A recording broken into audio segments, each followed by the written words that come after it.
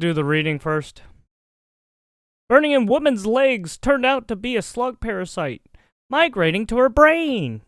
Yeah! Do you want to know the real brain worms? Here you go. After 3 trips to the ER, woman gets diagnosed of dreaded rat lungworm. Angiostrongulus, I guess. Cantonius.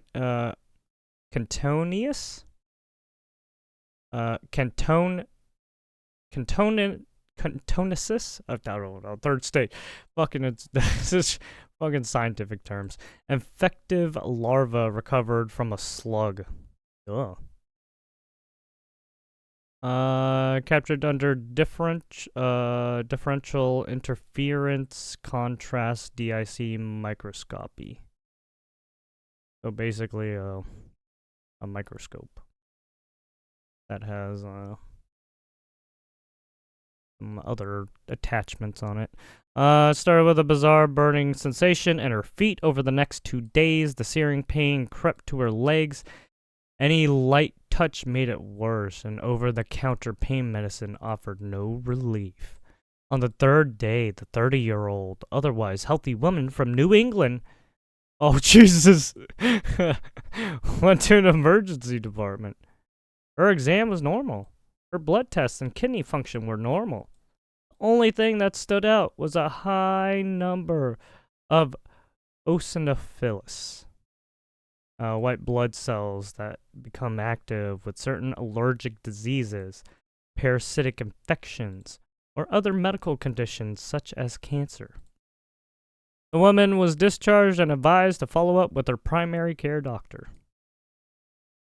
Over the next few days, the scourges kept advancing, invading her trunk and arms. She developed a headache that was also unfazed by over-the-counter pain medicine. 7 days into the illness, she went to a second emergency department. There, the findings were much the same. Normal exam, normal blood test, normal kidney functions, high eosinophil count. This time higher. So from before, it was high, but now it got higher.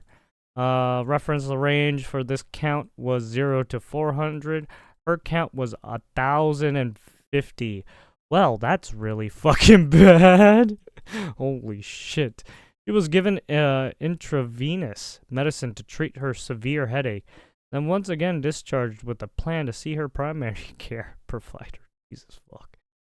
At home again, with little relief, a family member gave her a prescription sleep aid to help her get some rest.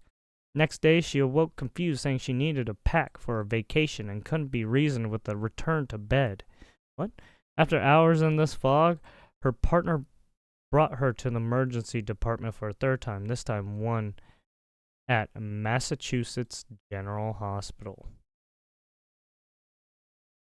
In a case reporter published in the New England Journal of Medicine, doctors explain how they figured out the source of her fiery symptoms, worms burrowing into her brain. Uh-oh. By this point, she was alert, but disoriented and restless. She couldn't answer questions consistently or follow commands. Uh-oh. The doctors of Mass General, including a neurologist specialized in infectious diseases, quickly focused their attention on the fact that the woman had recently traveled. Just 4 days before her feet began burning, she had returned from a 3-week trip that included stops in Bangkok, Thailand, Tokyo, Japan, and Hawaii. Oh my god. They asked what she ate in Thailand. She ate street foods, but nothing raw. Oh no. Yeah, whenever you eat street food, make sure to look in your food first. Because there's a chance that there might be parasites in them. In Japan, she ate sushi several times and spent most of her time in a hotel. Oh yeah, be careful of sushi too. There have been instances of people eating parasites on So yeah, be careful. Uh, in Hawaii, she again ate sushi as well as salads. The doctor quickly suspected that infection, likely a parasitic one, was behind the one confusing condition. Blood smear tests showed no evidence of parasites, and a computed tomography (CT) scan of her head showed no acute intracranial abnormalities. Intracranial, sorry. Inside the head. But the result of a spinal tap showed a clear problem. Oh shit, they had a spinal tapper?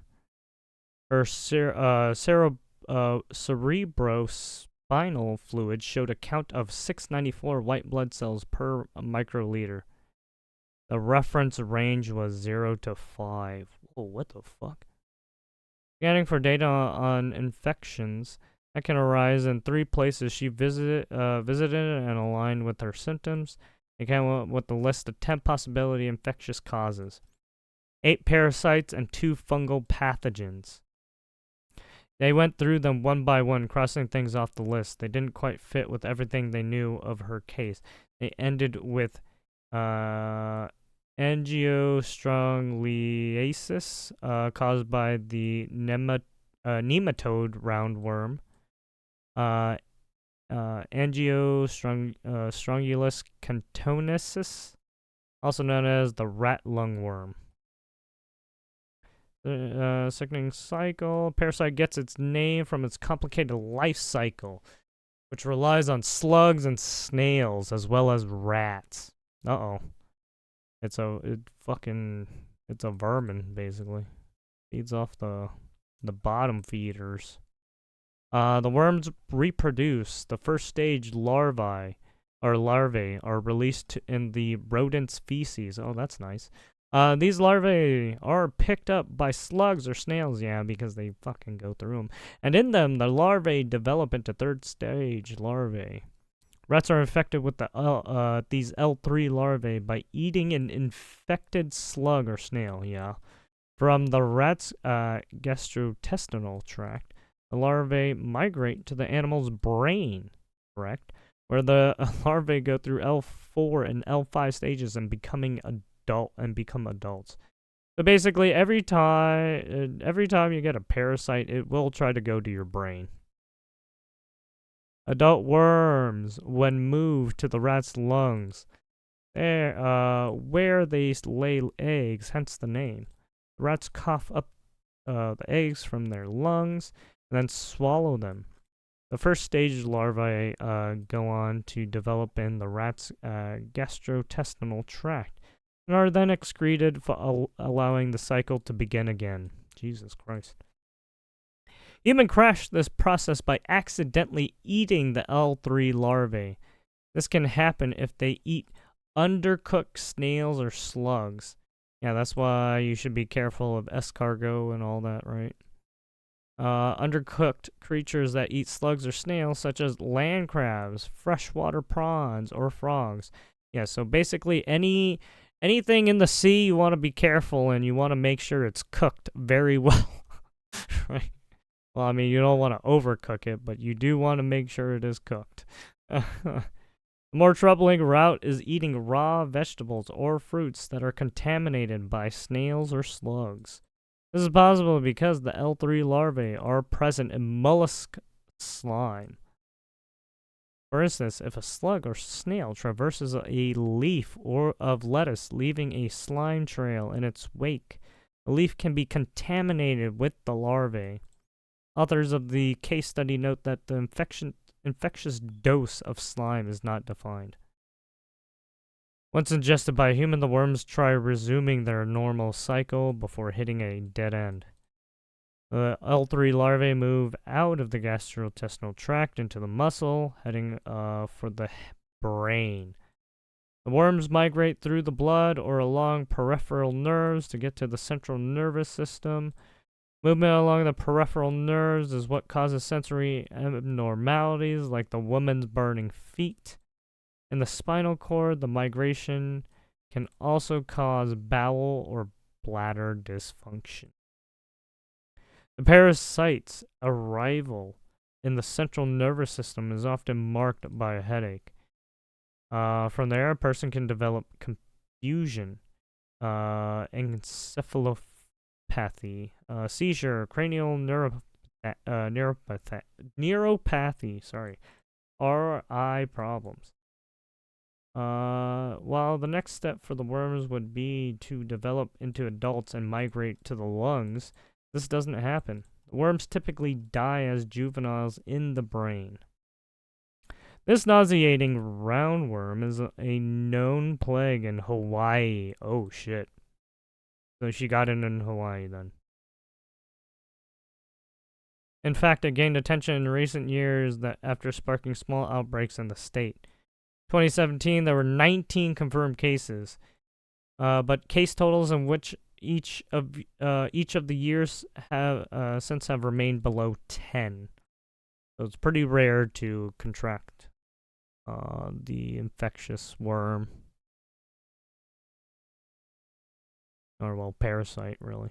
Given the alignment of symptoms and the raw seafood and salads eaten in Hawaii, the doctors gave a presumptive diagnosis of central nervous system angiostrongiasis. The diagnosis was confirmed with a genetic test for the parasite's DNA in the patient's cerebrospinal fluid. The nucleic acid amplification testing. There are no clear treatment strategies for angiostrongiasis, and some can recover fully without treatment after the larvae die off. In this case, the patient and her doctors decided to use 14-day combination of the immunosuppressant steroids,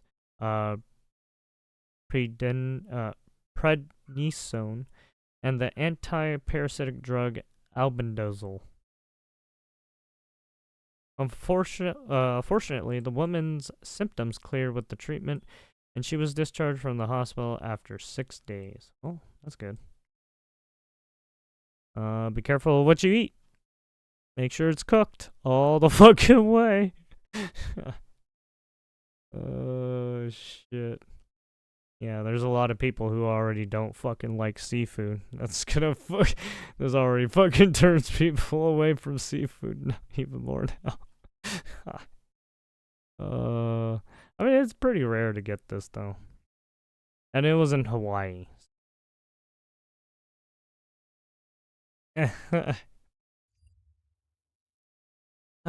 Serial Swatter behind 365 violent hoaxes targeted his own home to look like a victim. Wait, what? Why? Okay. Teacher in high school once quoted an old proverb to me, do something you love and you'll never work a day in your life. Huh? Perhaps 18-year-old Alan Fillion,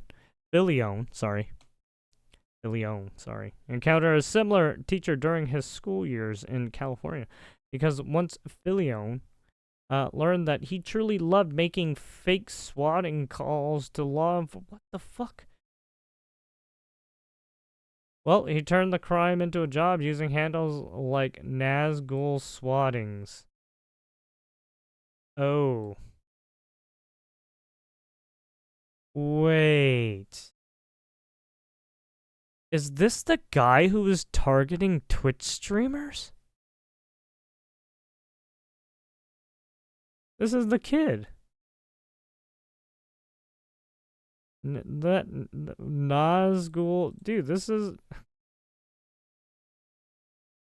Oh my god. Well, at least this is one of the fucking dumbasses. Christ. Originally, it was all about the power trip, but it soon became about money and the power trip. What? Price of 40 gas leak fire for EMS. Fire gas... Returning customer... What? Wrote in a 2023 advertisement that ran on various social media channels. What the fuck? $50 for a major police response to the house. $40 for returning customers. What the fuck? $75 for a bomb threat, mass shooting threat. It will shut down the school or public location for a day. Oh. I bet he probably did that too. 60 for returning customers. All SWATs will be done ASP or present time. He worked hard at the job. Between August 2022 and 2024, the instance when Fillion offered his swatting services to others for money, he made 375 calls. Holy shit. 21 a month? What the fuck, man? Holy... This motherfucker spent so much money just calling in fake swattings? What the fuck? This fucking asshat, dude. Jesus Christ. I have his many VoIP service turning on. Oh, see that. Oh, he also went into the UK and Canada too. Oh shit. God. To make sure everything works smoothly and by smoothly, I mean, cause maximum Fillion even tested his method against his own home address in late 20. He made numerous self-swatting calls, which he later wrote about. I swatted myself like 3 times to test my method. I was hard keeping a straight face. When I swatted myself, the extreme reaction was due to my special scenario. They would purposely create extreme scenario to ensure that police reactions would those extreme. Drag the victim and their families out of the house, cuff them, and search the house for dead bodies. There it was. He was literally one of these fuckers who was contacting and basically terrorizing Twitch stream. Or any streamer for that matter. Repeat offender. Filone was willing to harass just about anyone. And more than once, he targeted public schools in Skagit County, Washington on October 10th, 2022. For instance, leaving a voicemail said, "I'm going to commit a school shooting with an AR-15 and Glock. I will kill as many, I don't want to read that because that's kind of rough." I mean, he lied about it, but he also identified an actual, at the school as perpetrator. Oh my god. He actually did that? That's pretty fucked up. Jesus fuck, man. This kid was actually trying to get people killed, by the way.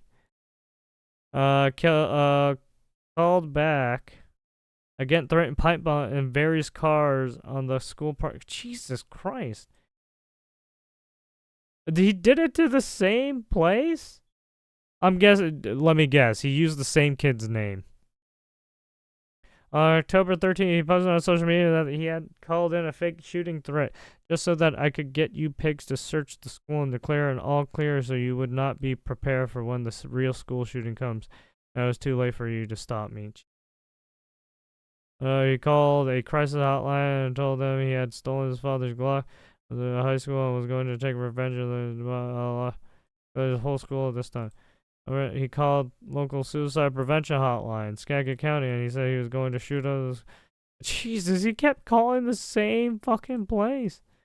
On 8, he called local department twice, threatening school violence and demanding $1,000 in Monero. The fuck? Who does this? To make the threats stop. He called in threats to 20 more public high schools. Jesus, he went after public high schools in the state of Washington and ended many of the calls with the sound of automatic gunfire. Many of the schools conducted lockdowns in response. Oh, that's why. He was basically playing audio.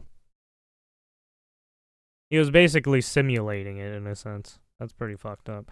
To get a sense of how disruptive this was, extrapolate this kind of behavior across the nation. Fillion made similar calls to Iowa schools, business in Florida, religious institutions, historical black colleges and universities, private citizens, members of Congress, cabinet-level members of the executive branch, heads of multiple federal law enforcement agencies, at least one U.S. senator, and a former president of the United States. Oh my fucking god, this kid's a fucking menace, dude. Well, I mean, he's an adult now, so. Dude, he's gonna get slapped so fucking hard. I responded to the mosque located. Oh, this is the narrative, or this is one of his narratives. Uh, Florida reference to a call of mass shooting upon my arrival to the mosque. I made contact with a female and her 2 children who were standing in the mosque's entrance, requesting if they heard any suspicious sound or observed any in the area, to which they responded no. Other deputies responded to the scene, began to see a perimeter in the area, if there were many seen by mosque personnel and attendants. Myself and other responding deputies maintained scene security at the entrance of the property until the mosque was clear of any suspicion. Alert responded to the scene and cleared the surrounding areas of the mosque and located center of the address listed above. Counter-terrorist CTU responded and took over the investigation. Once all clear was given, I remained on scene with the CTU detectives and created 2 area patrol reports. Reference case number. Jesus. Why me? Who me? On July 15, 2023, FBI actually searched Fillion's home in Lancaster, California. This fucking dumbass. He was a Californian retard. Interviewed both Fillion and the father. Pressed total bafflement about why they might be here. High schools in Washington State. Fillion replied that he did not understand what the agents were talking about. His father appears to have been unaware of his son's chimed in to point out that the family had actually been a recent victim of swatting.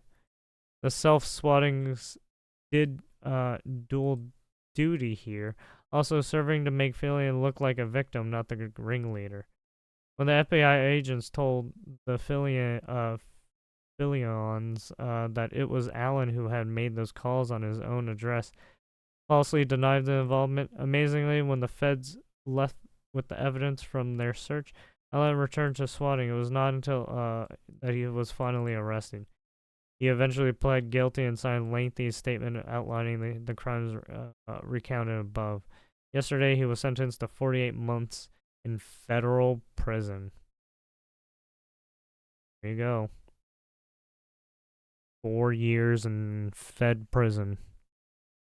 Honestly, this fucking idiot deserves more. But seeing as this is his, first offense, honestly. Well, then again, this is going to be on his record for a while. Right, this is not going to wash off his record. This idiot is not going to be able to find a job for a while. What a fucking buffoon.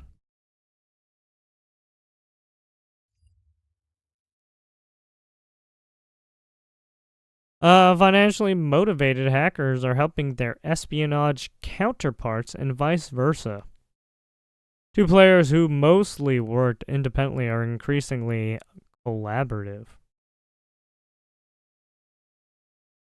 There's growing collaboration between hacking groups engaging in espionage on behalf of nations, states, and those seeking financial gains through ransomware and other forms of cybercrime, researchers noted this week. Correct. I mean, I can pull up the fucking threat map if I have to. There has always been some level of overlap between these 2 groups, but has become more pronounced in recent years. On Tuesday, the Google-owned Mandiant security firm said the uptick comes amid tighter purse strings and a means for concealing nation-state-sponsored espionage by making it blend in with financially motivated cyber attacks. Modern cybercriminals are likely to specialize in particular area of cybercrime and partner with other entities with diverse specializations to conduct operations. Mandiant researchers explained the specialization of cybercrime capabilities present an opportunity for state-backed group to simply show up as another customer for a group that normally sells to other criminals.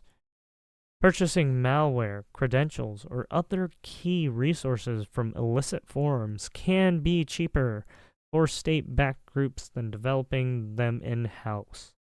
while also providing some ability to blend into financially motivated operations and attract less notice.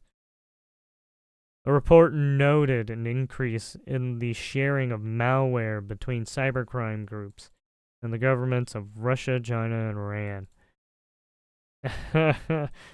The sharing goes both ways. Examples of these threat actors working for the government include the use of Russian state hacking group APT-44 of multiple pieces of crimeware, with names including Dark Crystal, Rat, War Zone, Rad Thief. APT-44 has also used the hosting infrastructure of a well-known bulletproof host. Bulletproof hosts provide a service that are tailored to cybercriminals to ensure their operations aren't taken down by law enforcement. So they have like their own like infrastructure and services they use, right? There's a black market, right? Basically a black market crime site that you can use to fuck with the government. The use of the same Rad Thief malware by an Iranian state actor tracked as UNC 5203. UNC. Fucking using United Nations terms and shit. A China state espionage operator tracked as UNC 2286, repeatedly using the Stream Train ransomware, along with the ransomware note from a different group tracked as DarkSide. Yeah, so a lot of these basically hackers will try to push a problem onto the other hackers to mask who they really are, right? It's just so they can protect themselves. So they give out a false name or a false hacker group that isn't involved in it, or might be involved in it. Who knows? Because you never know with these motherfuckers. On Thursday, researchers with the semantic,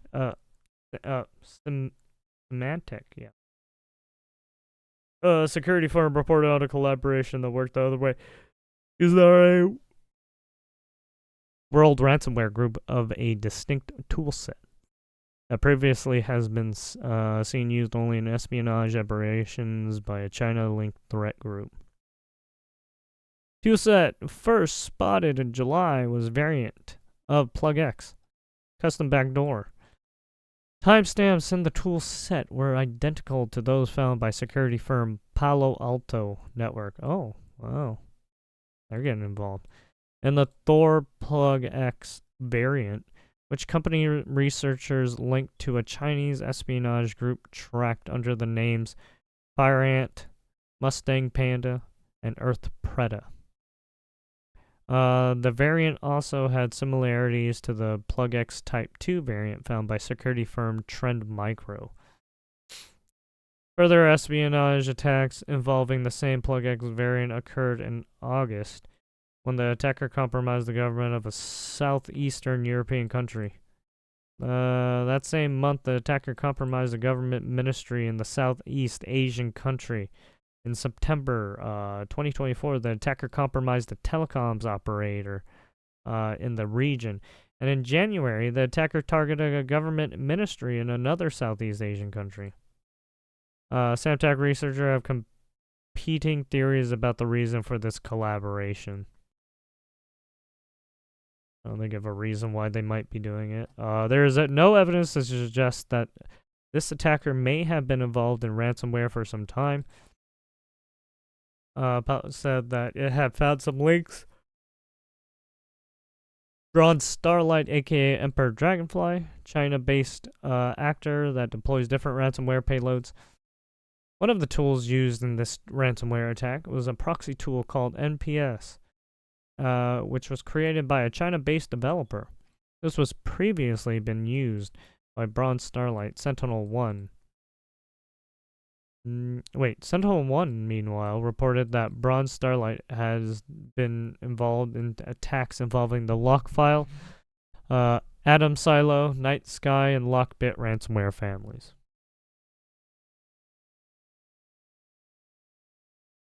It is unclear why an actor who appears to be linked to espionage operations is also mounting a ransomware attack. Well, this is not unusual for North Korean threat actors to engage in financially motivated attacks to subsidize their operations. There is no similar history for China-based espionage threat actors, and there is no obvious reason why they would pursue this strategy. Oh, also, do you know why a lot of people still hate each other? Yeah, it's because of this shit. It's because you got people from each fucking country doing fucking stupid shit all the fucking time. Fucking stop. Jesus. Another possibility is that ransomware was used to cover up evidence of the intrusion or act as a decoy to draw attention away from the true nature of the espionage attacks. However, the ransomware deployment may not be very effective at covering up the tools used in intrusion, particularly those linking back to prior espionage attacks. Secondly, the ransomware target was not a strategically significant organization and was something of an outlier compared to the espionage targets. It seems unusual that the attacker would go to such lengths to cover up the nature of their campaign. Finally, the attacker seemed to be serious about collecting a ransom from the victim and appeared to have spent time corresponding with them. This usually wouldn't be the case if the ransomware attack was simply a diversion. The most likely scenario is that the actor, possibly one individual, was attempting to make some money on the side using their employer's toolkit. Probably. Tuesday's report from Mediant also noted that the use of state-sponsored malware by crime groups. Mediant researcher also reported observing what they believe are dual-motive groups that seek both financial gain and access for espionage. There you go. And that's why every nation fucking hates each other. Because people keep fucking being retarded. And keep being fucking aggressors on everyone. Jesus. Now do you know why everyone wants to fucking point a gun at each other?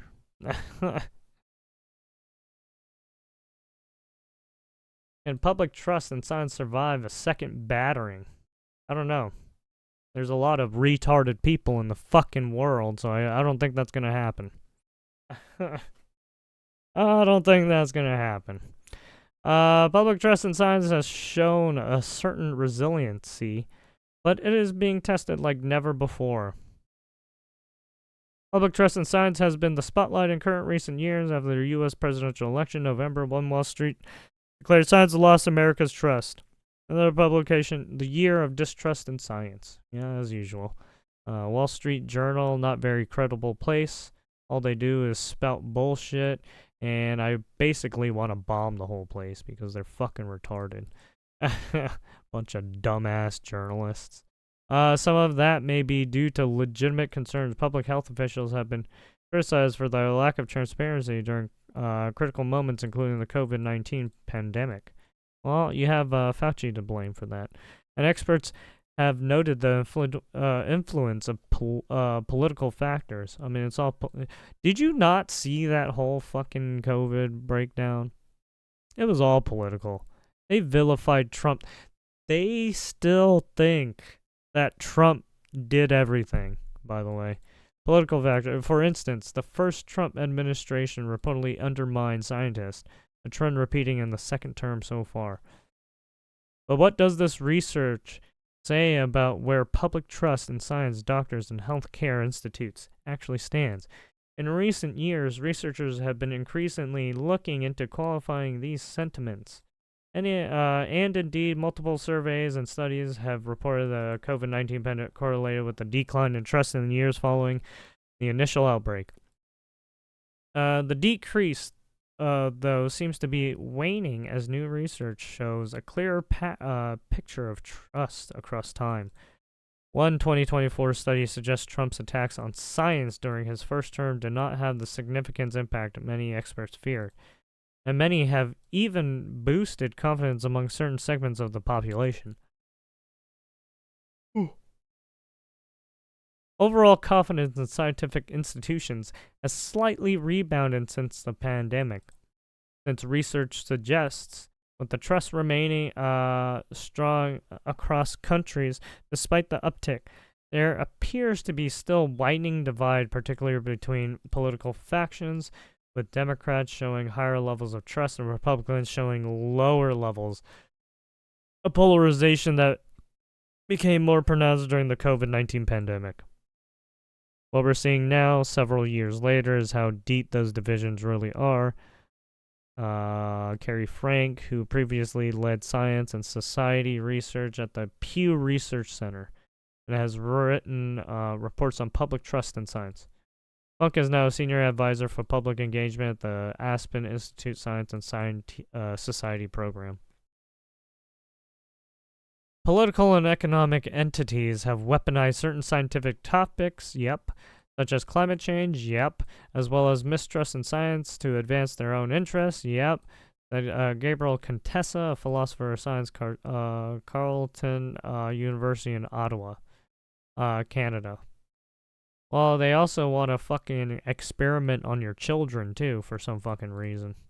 In the future, that weaponization might engender mistrust related to their to other issues, he added. It remains to be seen what effect a second Trump term may have confidence in science.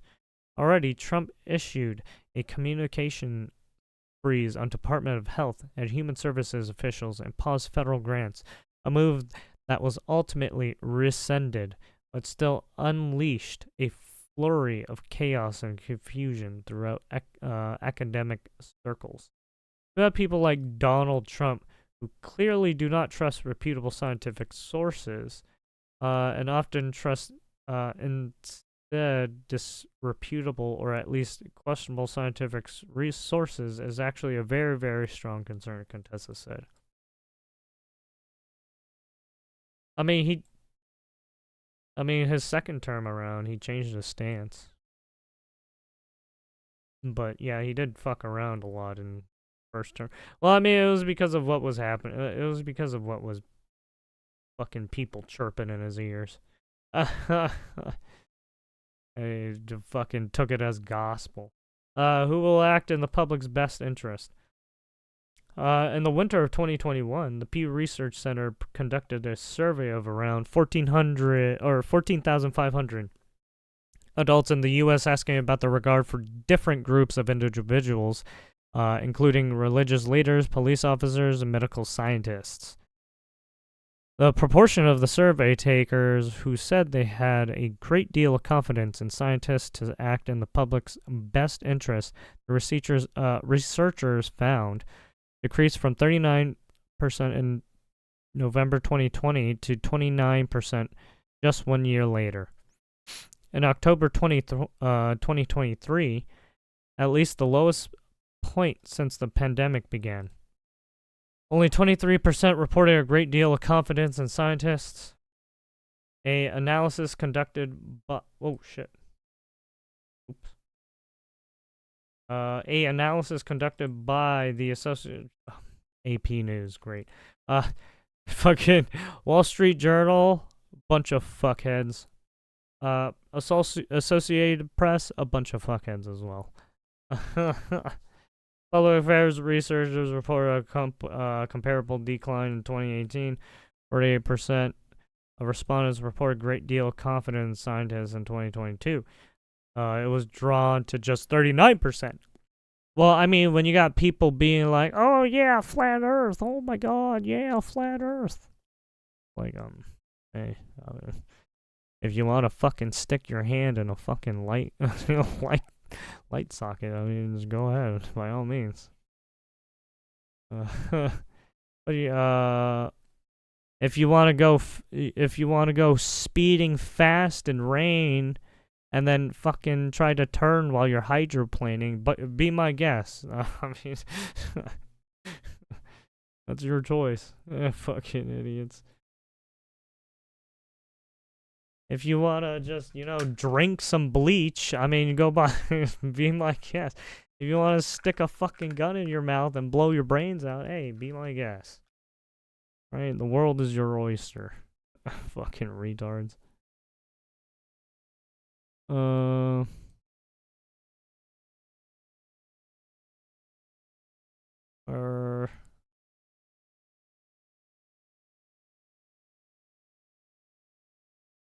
Survey conducted 24 suggested that the dip in trust may have been temporary.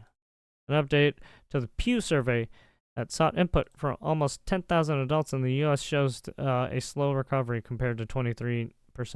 Now 26% report have a great deal of confidence.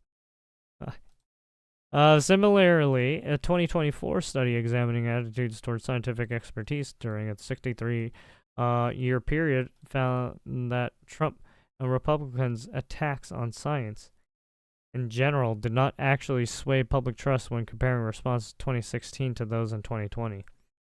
And a recent international survey that asked 72,000 individuals in 68 countries their thoughts on scientists revealed that most people trust scientists and want them to be a part of the policy-making process.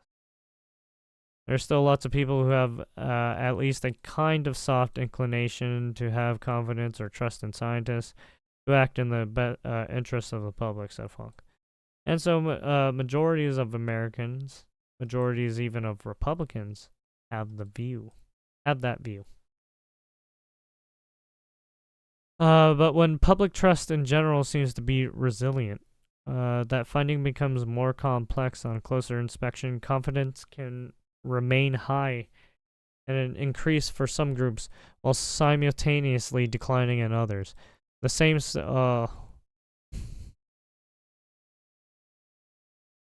I'm just thinking about streamers, and all of them are just, they're not very science oriented. The same study that looked at Trump's influence.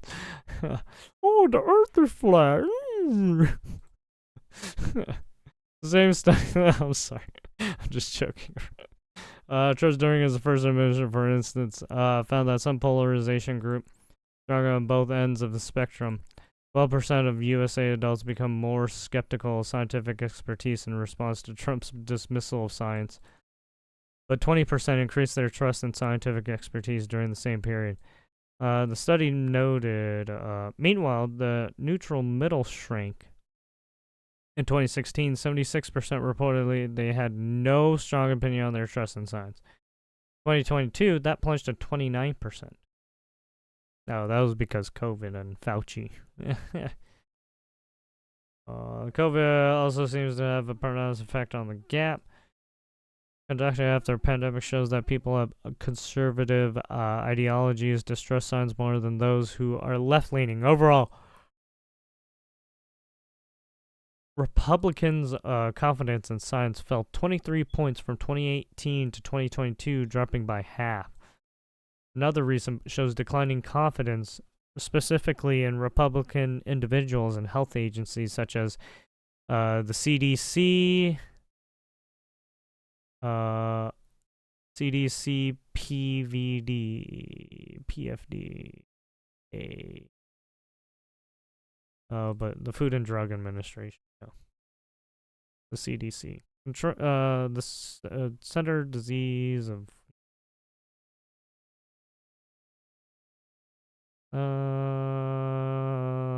such as masking, vaccine mandate, lockdown.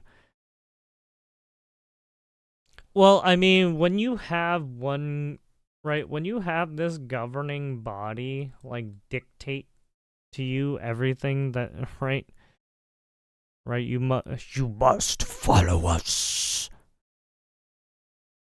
Yeah, people are gonna fucking hate you when you do that shit. They're gonna be like, fuck you. Pull it up your fucking pipe hole, alright?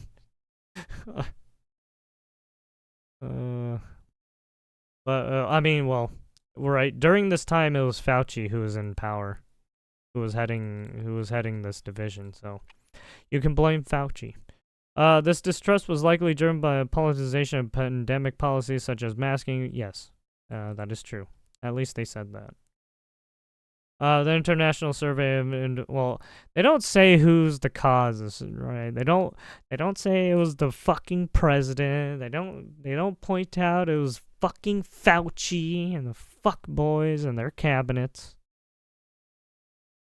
I hope you guys burn in hell for all eternity. Internet serves 68 countries do not find between trust and signs of political orientation. Rob Abhari, a PhD candidate at Northwestern University who studies the role of digital media on trust, told Undark. This suggests that conservative skepticism toward science is not noted in ideology, but is instead a consequence of deliberate politicization by corporations and Republican pundits. Huh? What do you mean? I'm surprised he doesn't even talk about how Democrats did it too. That doesn't make any sense. Oh, I guess they're taking the stance that right since Biden was in office, right? He's running defense for the Biden administration, I guess, or this person is. Has mobilized conspiracy resistance scientists for outbreak, said Funk. Uses something like medical research, medical doctors, medical scientists were not particularly divided by politics. I mean, I guess he's just trying to keep it neutral. I don't know. My biases are leaking out. I'm sorry. I just fucking hate. I hate the Democrats right now for all the shit they caused. And yeah, that hate will not go away for a while. I'm gonna make sure they live with it for a little bit, cause they deserve it. For causing all this dumb shit. So what does this research mean for a second Trump term? Well, it has been noticed rather than distrusting specific types of scientists, such as climate change researchers, conservatives have begun to lump scientists across specialties and have more distrust of scientists in general, said Funk. Well, I mean, it is climate change scientists. I mean, when you start putting like Greta Thunberg and fucking start gassing her up and start believing what she's saying and start following the exact same mantra, it's like, go fuck yourself. You deserve the fucking pike.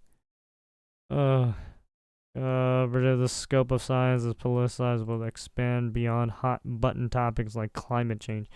The more existential for science funding in general will become on the chopping block. He said in mid-January with the recent temporary suspension on the research reviews and payments for researchers and talk for the mass layoffs. Weaponizations. Sorry, I'm getting tired. I've been reading a lot and getting past my fucking bedtime because of it. Well, actually, what's today? Today's Tuesday. I don't have class tomorrow, so okay. But I do have schoolwork to do. I got fucking schoolwork. What is public trust concerns of to be making it for one trust in science. I don't know fucking.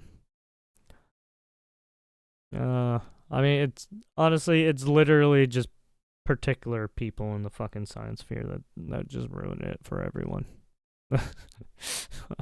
That's all it is. Well, not only that, but you had Fauci fuck it up. You had like the whole Biden administration just like fuck over all the scientists too.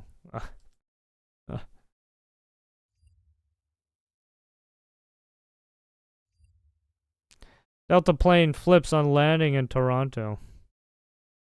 Yeah, so apparently when the plane came in, it landed, and as soon as it landed, fucking I guess one of the fucking landing gears blew up. And it like that's when it started to fucking tilt and go like under right upside down under its fucking belly. Oh shit.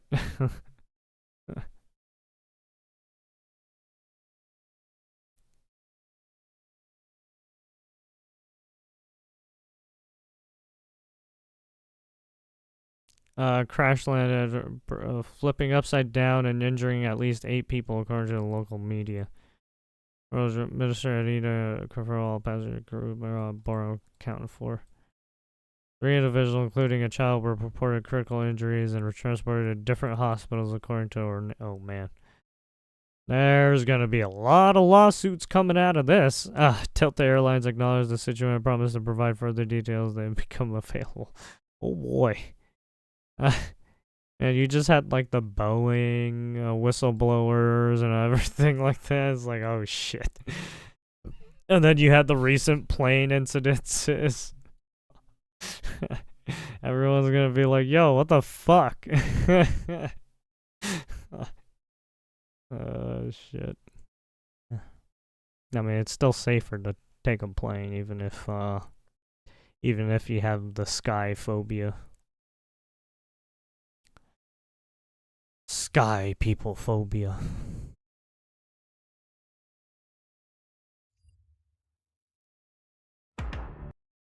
Yeah, fuck, man. Dude, after reading all that, now I'm just fucking exhausted.